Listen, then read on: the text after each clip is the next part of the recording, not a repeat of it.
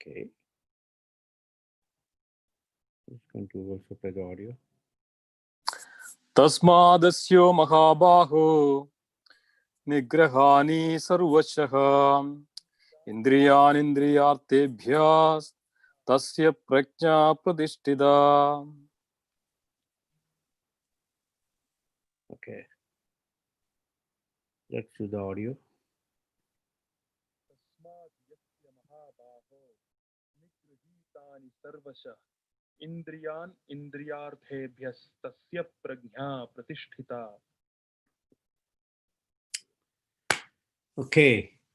Tasmat, therefore, Yashya, whose Mahabaho, O mighty armed one, Nigrihitani, so curbed down, Sarvasaha, all around, Indriyani, the senses, Indriya Arthebhya, from sense objects.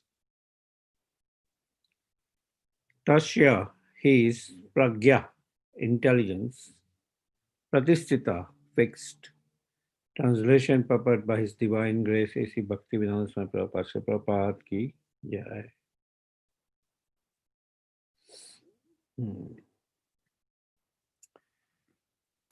Therefore, therefore, O mighty armed, one whose senses are restrained from their objects is certainly of steady intelligence.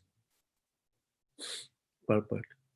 One can curb the forces of sense gratification only by means of Krishna consciousness, or engaging all the senses in the transcendental loving service of the Lord.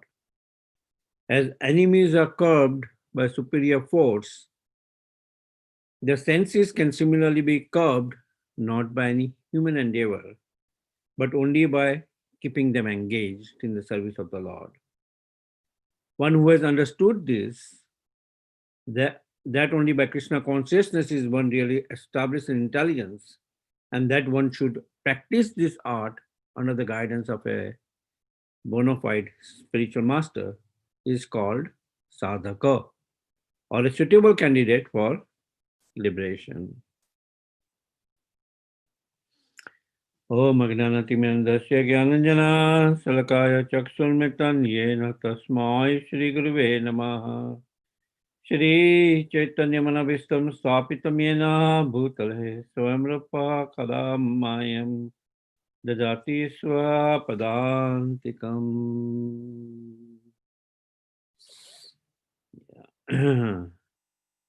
So here, the Supreme Lord, like just in the previous verse, is mentioning, is giving an analogy of one whose senses are not controlled.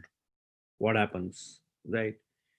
Just as a strong wind sweeps away a boat on the water, even one of the roaming senses on which the mind focuses can carry away man's intelligence. Right? So, one whose senses are not controlled or engaged in the service of the Lord, no, his the roaming senses can easily sweep his intelligence away. And the analogy is given as the sweeps, just like a strong wind sweeps away a boat on the water, right? So similarly here, the Lord is mentioning what of that person, Siddha Pragya, whose senses are completely controlled. He is restrained from their objects, right? And he's of a steady intelligence, right? And how is that possible? That is, the senses are restrained from the sense objects only by using the senses in the service of the Lord. Rishikesha, Rishikena, Sevana Bhakti Uttamam. Right. If one uses the senses in service of Rishikesha, who is the controller of the senses, right, then He's considered of steady intelligence, then he'll be able to curb the senses. Otherwise, by any material endeavor, you won't be able to curb the senses because senses are very strong, right? Senses are very strong. They will go here and there, right? Um, Always trying to enjoy, right? Enjoy in sense gratification. Because that's the nature, right? Of a conditioned person, the nature is uh, to seek for enjoyment separate from the Supreme Lord, right? To seek for enjoyment separate from the Supreme Lord. And he tries in so many different ways. The opportunity is given. Okay, you want to enjoy separately from me? Try it out. And he tries in so many different ways. He fails in his pursuits, but still he tries because his mind is not fixed in Krishna consciousness. But a person with steady intelligence, right, when he engages his senses in the transcendental loving service of the Lord. So now let's understand how can one engage one's senses in the transcendental loving service of the Lord. An example is given of Ambarish Maharaj, right? Ambarish Maharaj was a big king, but how was he engaging his senses?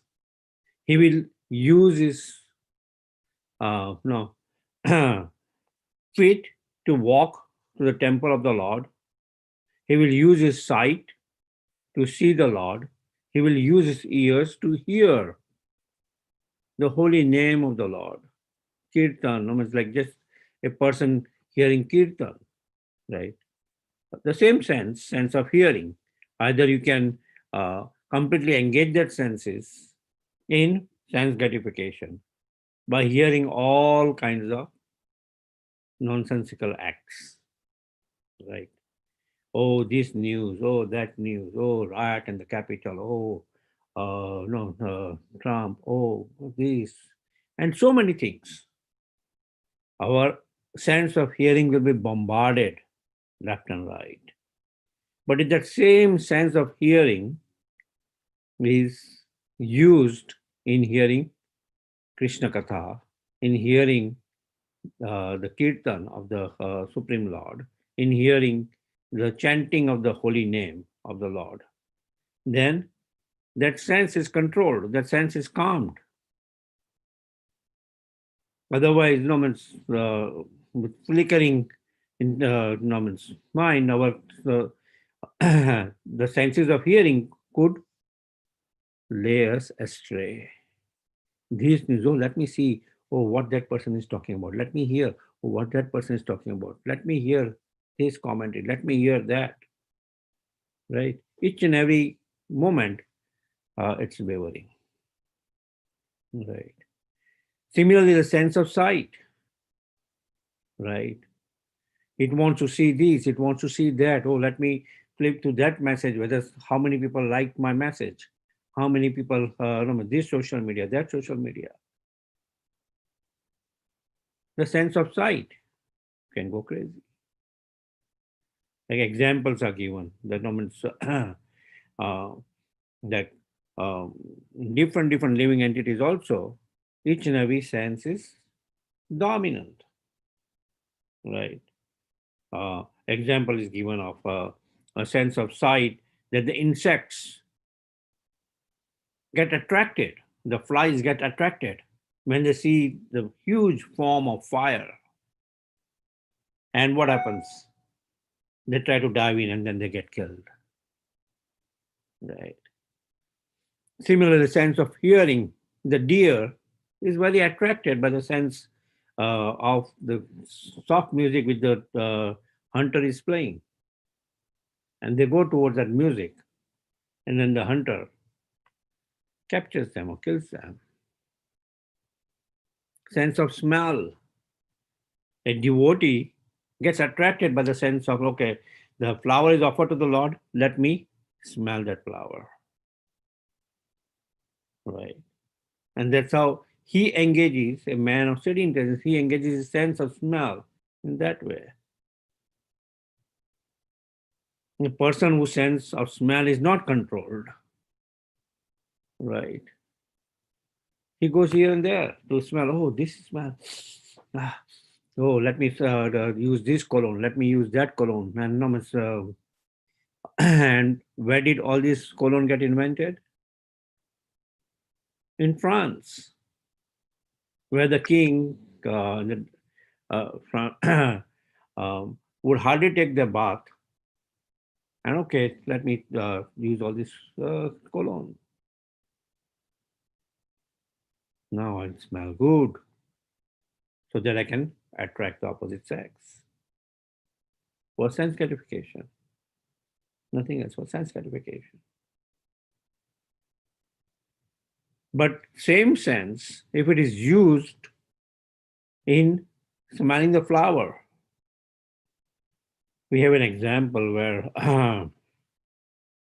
the four Kumaras, when they go to Vaikuntha, they hear that the flower, when they smell the flower, they smell the tulsi offered at the lotus feet. Right. And they were in the impersonal concept of the Lord, like they were attracted to the all-pervading aspect of the Lord. They became devotees of the Lord, pure devotees of the Lord. Right. Just by this sense of utilizing one's smell in the service of the Lord, sense of smell in the service of the Lord, sense of taste, right? Vacho vegam, the same tongue does dual activities. It can vibrate to speak, or it can be used to taste palatable dishes. Right.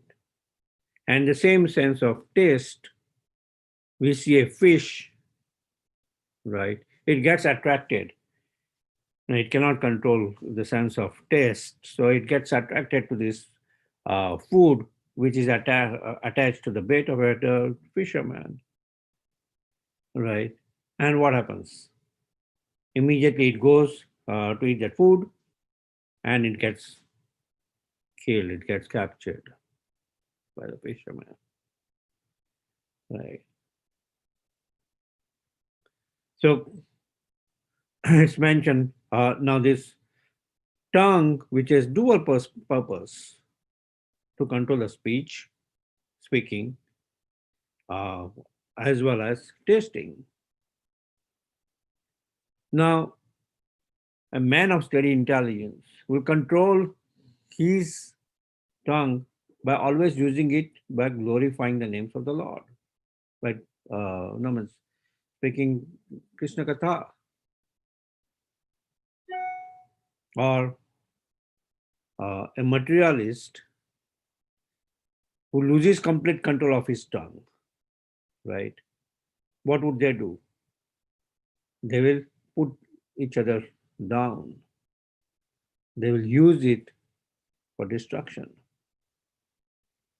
right? They will use it for destruction. And similarly, if they have no control in what they eat, right? Jiva Begam, the urge of the tongue, if they have no control in what they eat,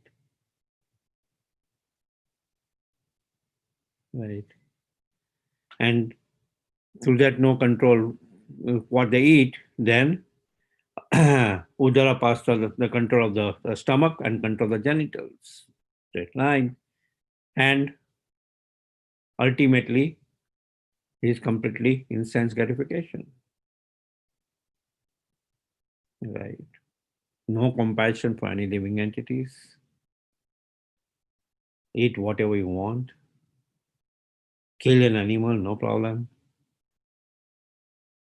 Right? Drink somebody's blood, no problem.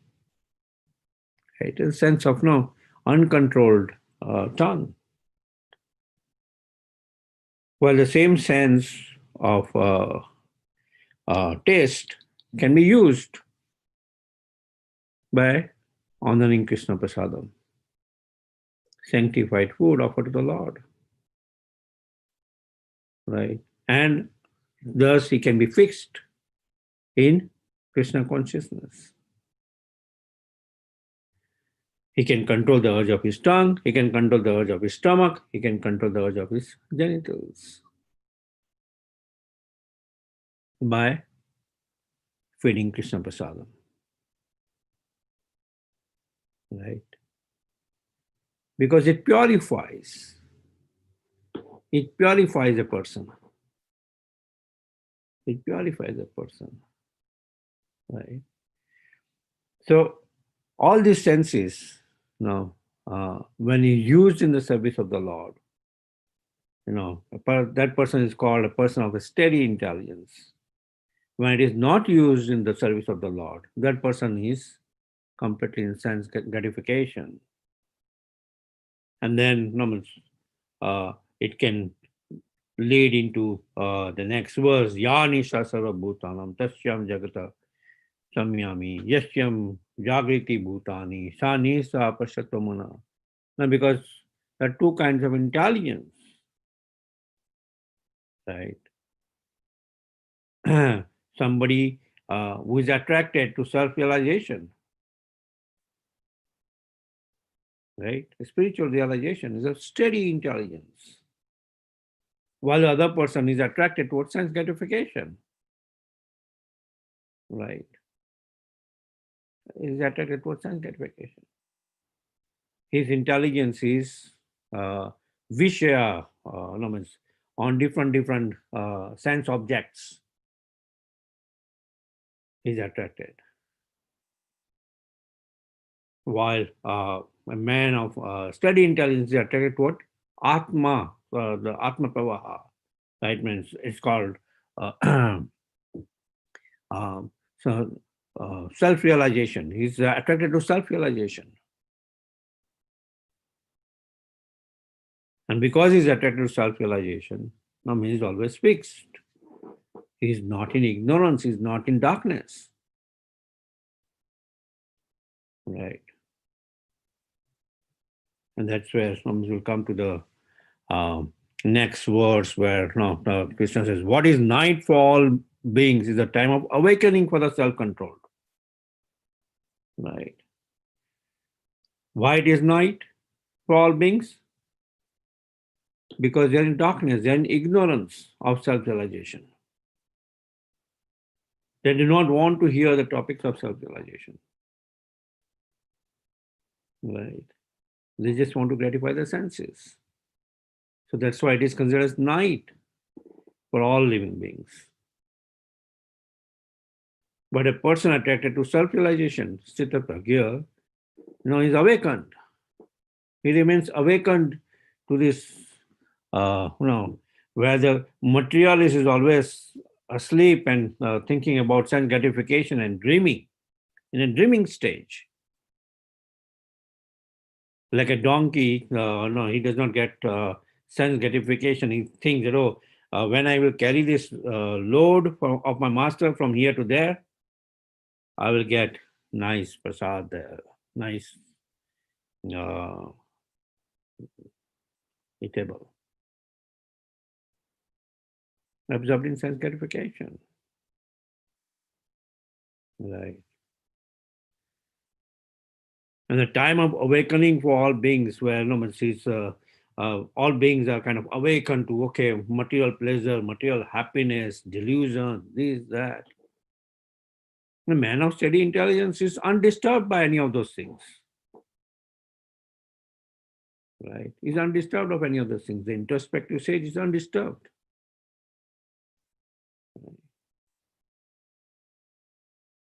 So now we kind of dive even into the next verse. Are there any questions?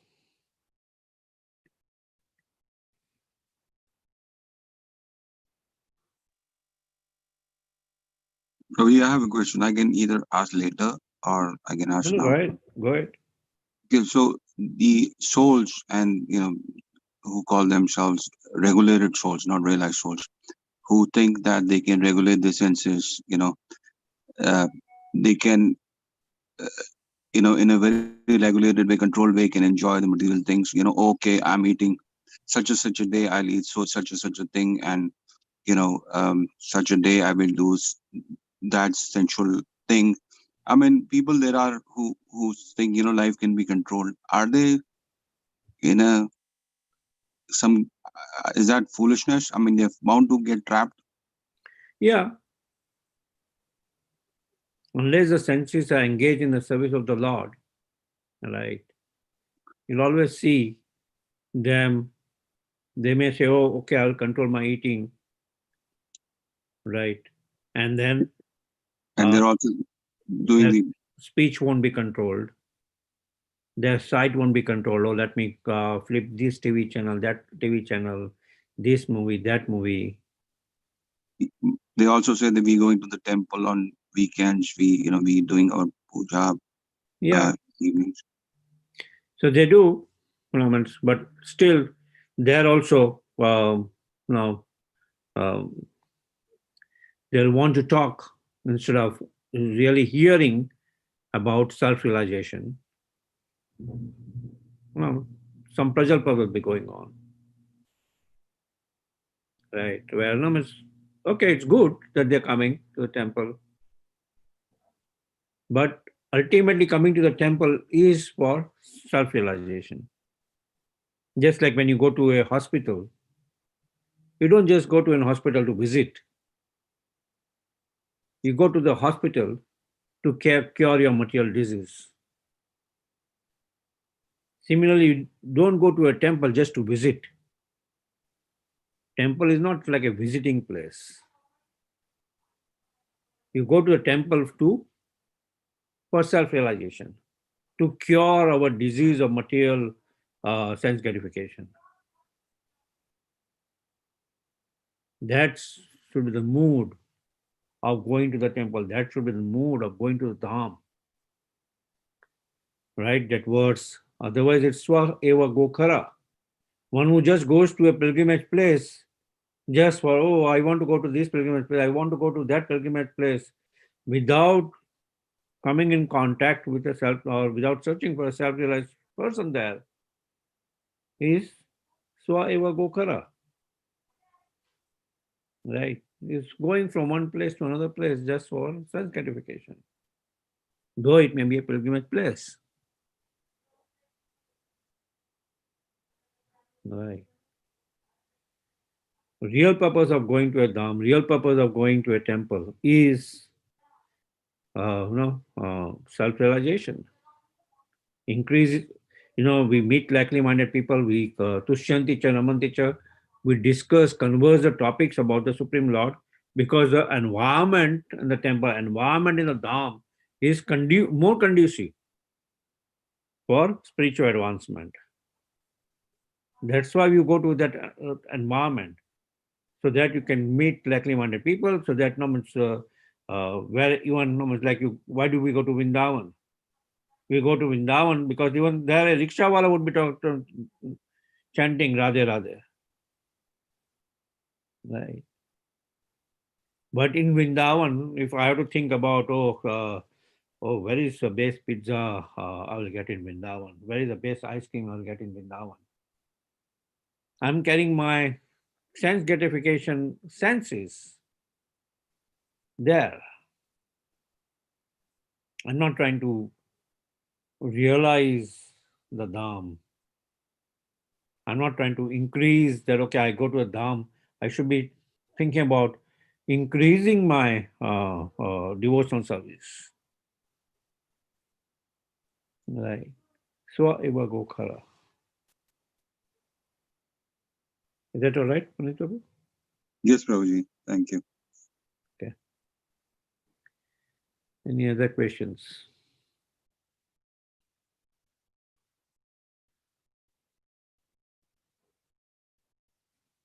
Amritananda Prabhu, what's happening? You're silent today.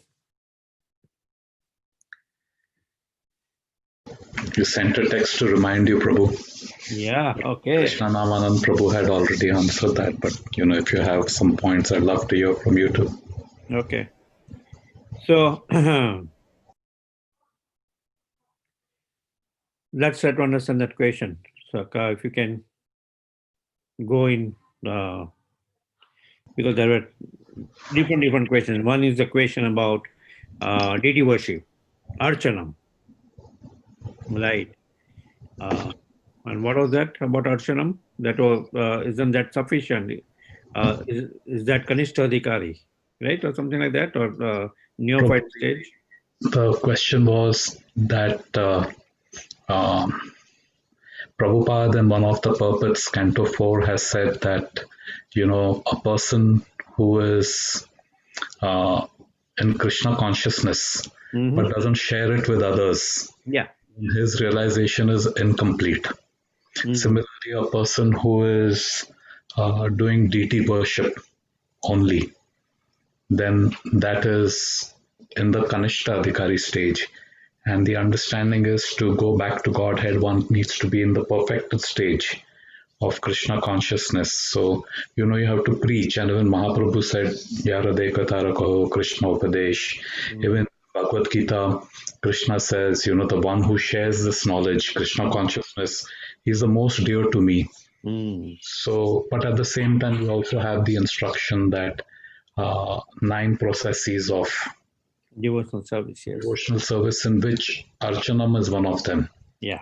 So then how do we relate these instructions and then this instruction of Archanam? That was the first question. Yeah. So let's address that first question. Yes. So one who is situated in just performing deity worship, right? Archanam, as we are mentioning. Archanam means offering archa, offering paraphernalia to the Supreme Lord. He's performing devotional service. And there are examples that, if he performs perfectly that particular seva,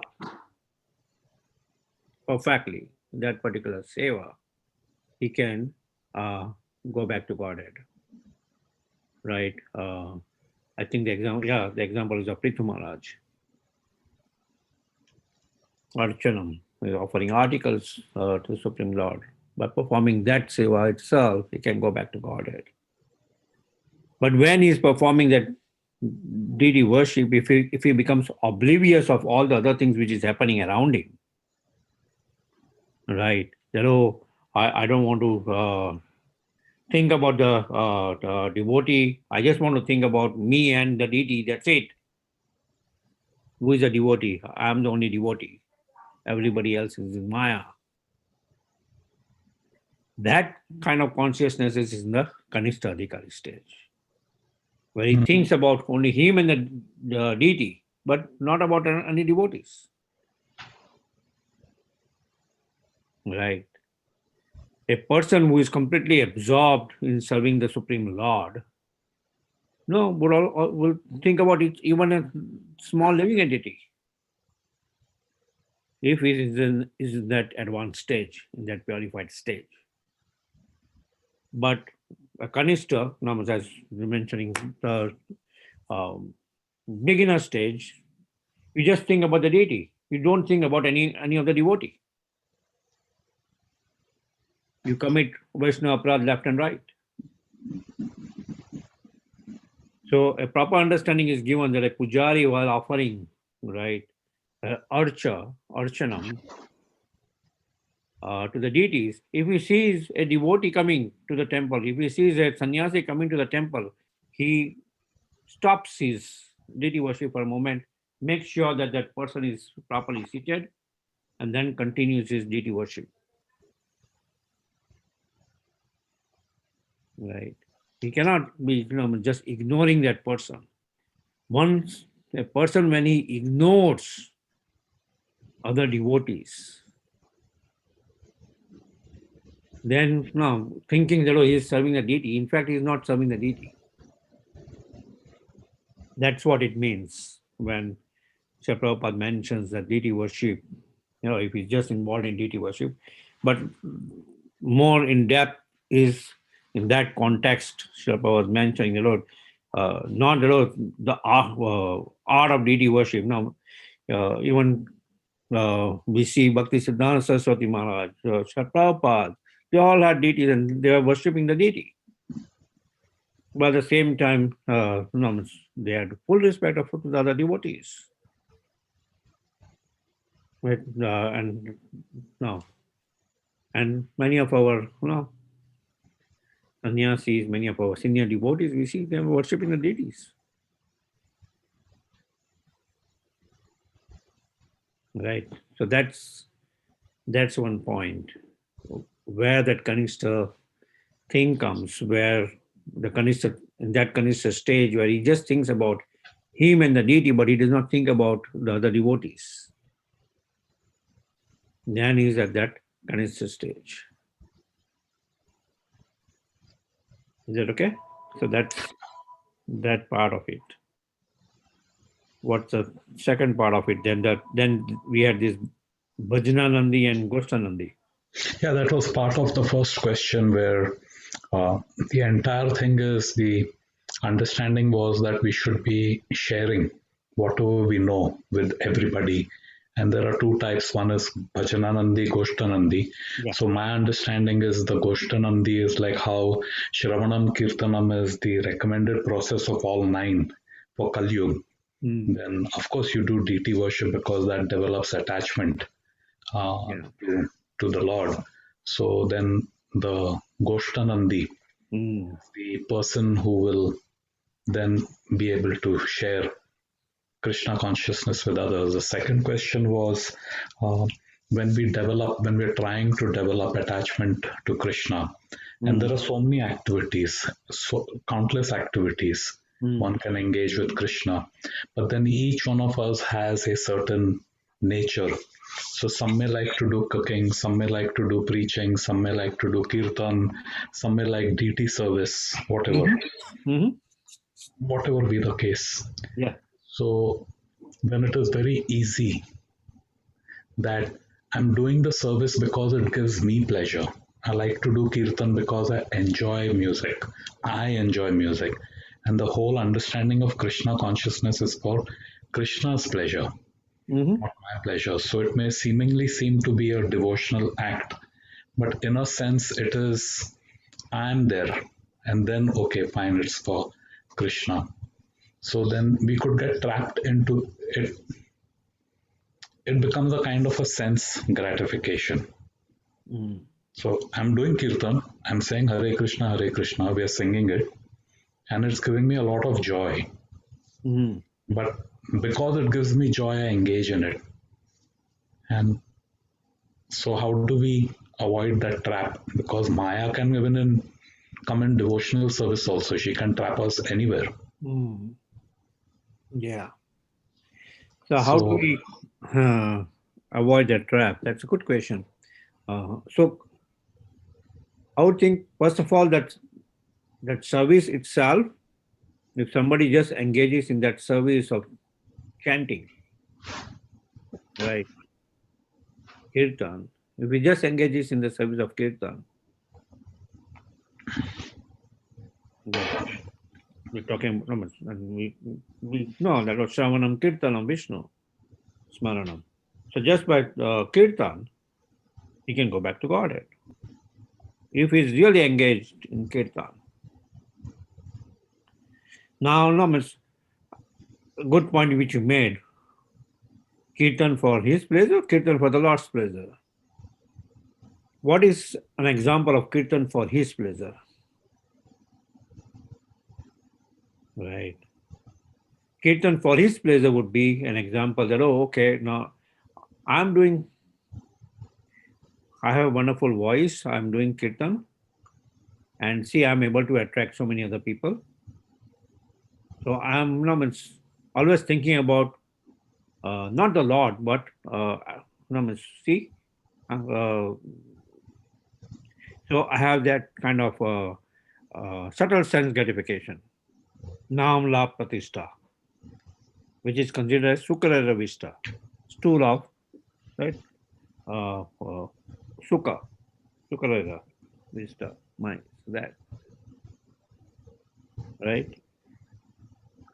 Because he's doing kirtan, but he's thinking about, oh no, so I'm chanting so nicely. People are melodiously hearing the melody which I'm singing.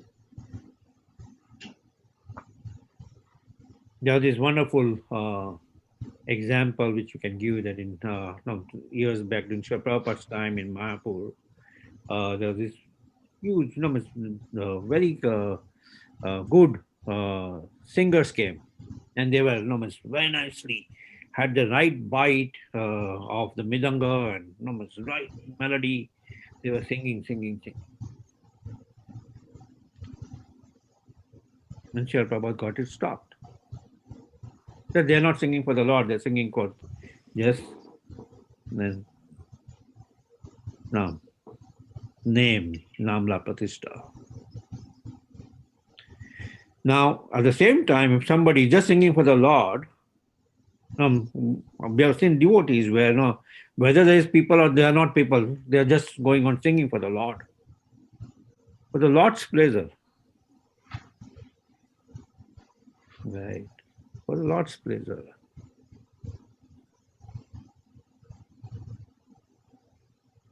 It's a question of consciousness, in what consciousness you are doing the activity. If my consciousness is just laid into serving the Supreme Lord by nice singing. Fine, wonderful.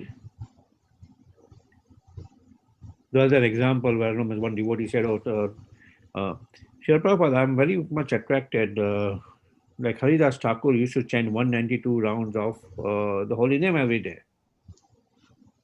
which is almost 23 hours. He would chant the holy name. And I'm also very much attracted to just chanting the holy name. Not attracted to, as what you mentioned, other services, menial services.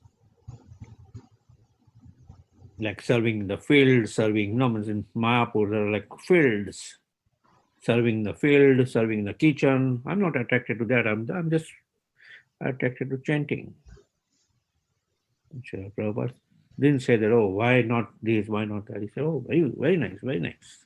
Wonderful, wonderful. So just we focus in chanting the holy name. So he got some of his other disciples that take even prasad for him. He does not have to come out. He's just chanting like Haridas Thakur. He'll just leave the plate in his room. He can eat, and he can just focus on chanting and continuously chant the holy name. It lasted for 1 day, 2 days, 3 days. After third day, he was outside. He could not no longer take it. He was outside menially serving in the fields. So when we are not in the platform of Haridas Thakur and we say, oh, we are chanting. When some practical service, as you mentioned, like menial service comes, oh, Prabhuji, can you clean the temple? No, Prabhuji, I'm chanting Hare Krishna, Hare Krishna. And then, his attention goes here, there. Hare Krishna, Hare Krishna. Oh, no. Let me see. Oh, Prabhu, Hare Krishna, Hare Krishna. Right? So it's not now. You see, he's not doing the service. He's basically trying, as you mentioned, escaping from other service or something. But that does not mean that he's fully attracted in chanting the holy name. And there are devotees who are fully attracted in chanting the holy name. They would take vratas. Bhakti Siddhanta Saraswati Maharaj wanted us to be Lakpatis. Lakpatis means chanting 16 rounds of holy name takes 25,000 or close to 25,000 names of the holy name of the Supreme Lord. So 64 rounds is close to 100,000 names of the Supreme Lord. It takes 8 hours, and here at that time the standard was that whoever wants to become a member, wants to become a initiated disciple, should chant 64 rounds every day. Right. So, and now, so the service by itself, I mean, if somebody is able to, like Haridas Thakur was chanting 192 rounds, he was not coming out anywhere. He was in that Siddha Bakula, no, it's Siddha Bakula tree. But by his practice, others were attracted. He started being called as Namacharya. And by his practice, pure practice, that itself was a preaching. Right. By practice of Gaur Kishodas Babaji Maharaj. Gaur Kishodas Babaji Maharaj did not go out to preach. But his practice, focused realization of just performing his devotional service, attracted others. Sincere, like now, Bhakti Vinod Thakur would say, to his son, Bhakti Siddhanta Saraswati Maharaj, go and take initiation from Gaur Kishodas Babaji Maharaj. He is well realized. So, quote unquote, when you consider Bhajananandi Goswami, he was Bhajananandi.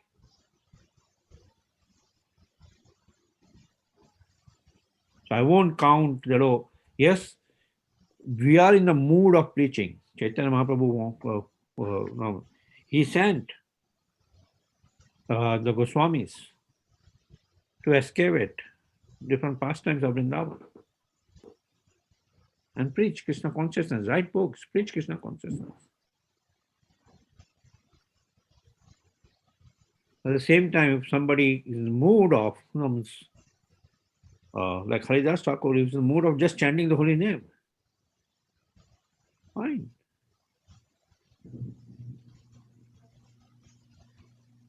So both paths are path leading to Godhead. Our pranali is more of preaching. But I won't kind of look down to Bhajananandi also. Right. I mean, we have cases in our sampradaya also where their practice itself was becoming preaching.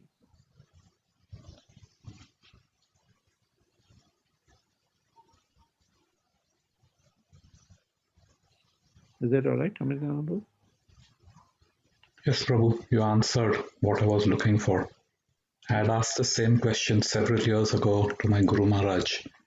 And he says, because it's a spiritual activity, gradually there'll be cleansing. Yes. But then over the years, I wanted to get an understanding of how do we realize there's that. And then you mentioned, like, if you're doing kirtan, whether there's anyone present or nobody's present, you don't care. Yes. And I think that would be a benchmark of the progress that, from self-gratification to the devote to Bhagwan for Krishna's pleasure. Yeah. So you gave a good benchmark. Yeah, thanks. Thank you. So in that note, I would also like to add, if you look at the Srila Bhakti Vinod Thakur's life, Srila Bhakti Vinod Thakur entirely preaching at the first, all the life, like, writing books and so many ways. But last 4 years, Srila Bhakti Vinod Thakur was not meeting even anybody, just chanting the holy name in the kutir, and that was. So it's both are there, depends on situations. Bhakti Siddhanta Saraswati Maharaj doing Chaturmas, they had taken a vow to chant billion names of the Lord. Right? Yep. And he was just chanting.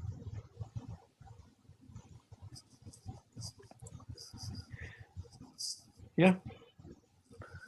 I think also there is also a discussion that there is 4 stages actually in these cases. Yes, there is Bhajananandi, Goshtanandi, but one who is more go further beyond that and understand and situate in such a platform.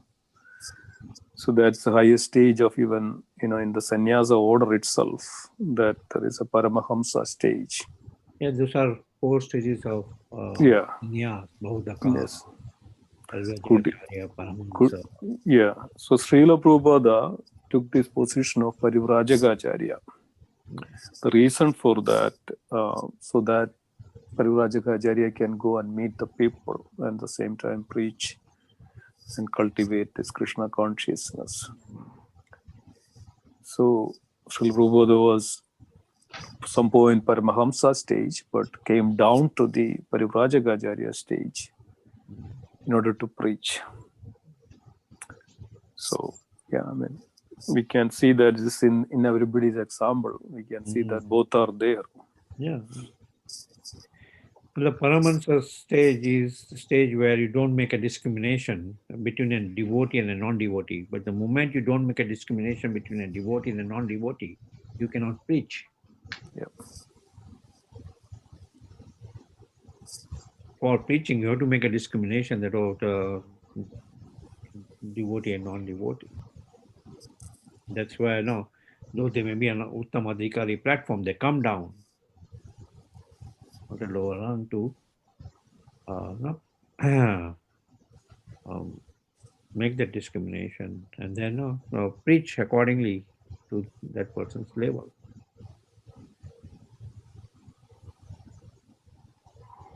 Srila Prabhupada, we hear most of his lectures, he's not he's preaching on basic Krishna consciousness. He's not diving deep into Rasa Lila or these or that topics. That does not mean that he's not aware of those topics also.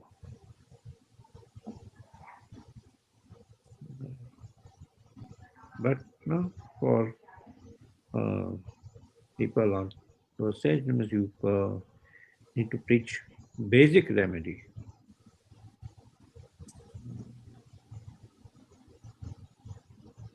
Is that all right? Yeah, at 8 o'clock. Thank you. Thank you, Sameshwar Prabhu. Problem. Just sharing some thoughts. That's just to add. Wonderful. Very nice. Thank you so much, dear devotees. Thank you, Madhupati Prabhuji, for a wonderful class and wonderful discussions and lots of realizations and deep understanding. It's wonderful that to share with everybody. Hope that this is beneficial to everybody. Thank you so much for that. And there is nothing else. Let's conclude. And please don't forget, tomorrow evening. Tomorrow is Ekadashi. And it's Safla Ekadashi and fasting from grains and beans. And also please engage. Tomorrow morning, there is a Bhagavatam class from 9 to 10. Please join. As well as tomorrow 6 to 8, there is Ekadashi Kirtan and followed by Bhagavad Gita class. And we'll post the details. And we would humbly request everybody, please take this opportunity. Yes, since we are at home. Yes, some may be there, some may not be there, but please try to make sure that don't miss these classes. These are the wonderful, rare opportunity the Supreme Lord gave to us, sitting at home, and from your desk, you are hearing this transcendental subject matter, scriptures in front of you, Bhagavad Gita in front of you. Think about that, probably maybe 200, 300 or 500 years back. In order to even read a Bhagavad Gita, you had to wait for, if you get it, you are a great fortune person. That was the situation. Just to copyright Srinivas Acharya and Narottam Das Thakur, they were copying the manuscript magazine and putting it into the bullock cart and distributing. And they were very, very eagerly waiting for a copy of even these books. So it's very, very rare to get it. And think about this, such a great fortune for the devotees, especially the mercy of that. So we should be so grateful to Srila Prabhupada. Everything is easily available on our fingertips. Just look at it, just grab it, just understand it. Life is accepted. That this was not the case before. People were not able to access any of the scriptures. They were not able to even hear about. They were not able to do anything. But this is not the condition. So the great fortune of this Kali Yuga, the golden period of this Kali Yuga. So please take the advantage of it. This is very, very rare in our life, such an opportunity. So please take the opportunity to join, listen from the great devotees, so that we can purify, as it's mentioned, that purify our senses. Unless we purify our senses, we cannot move an inch. We cannot come to the realization. We cannot come to any understanding. So very, very important. So this will help to purify our senses, mind, intelligence, soul. Thank you so much for joining. And please, we're requesting everybody, please join this association. This is not really hearing. This is also association. We are associating with Srila Prabhupada. We are associating with all the acharyas. In the Vapu and Vani, there are two kinds of association. The Vani, we may not be associating Vapu directly or physically. We are associating with their Vani. The literal words itself is very powerful. In the spiritual term, it is not different from the direct association. So these are wonderful. This can definitely purify us, and it's proven. So please join. Please continue to join, and with your support and association, everybody together can purify. That may be much faster than when we try individually. So this is the benefit of joining together, for chanting, for hearing and glorifying, and so many things like that. So it helps a lot. Thank you so much for joining. Let's pay our obeisance to all the Vaishnava devotees of the Lord. Vancha kalpadarubhashya kripa sindhubhya evacha padidanam pavanebhyo Vaishnavebhyo namo namaha. Vaishnava Vrinda ki Jai. Quick Srimad announcement. Bhagavad Gita ki jai. Jai. Yeah, good. Not announced. We also have Bhagavatam class tomorrow in the morning. So from 5 to 9, there is chanting, and 9 to 10 is class. Wonderful. Like on Sunday, we do 5 to 8 chanting, and then 8 to 9 class. But on Saturdays, we have set it up as 5 to 9 class and 9 to 10. Amog Leela Prabhu, right, Prabhu? No, the class, Amog Leela Prabhu is on Sunday. Sunday. Yeah. Tomorrow is Dattata Prabhu is doing class. Yeah. Phone cut off. House to de do uनको. Jai. Wonderful. Srila Prabhupada Ki ki jai. Guru Premanandi. Okay. Thank you all the devotees. Hare Krishna for joining. Thank you Hare very Krishna. much. Hare Krishna. Hare Krishna. Hare Krishna. Hare Krishna.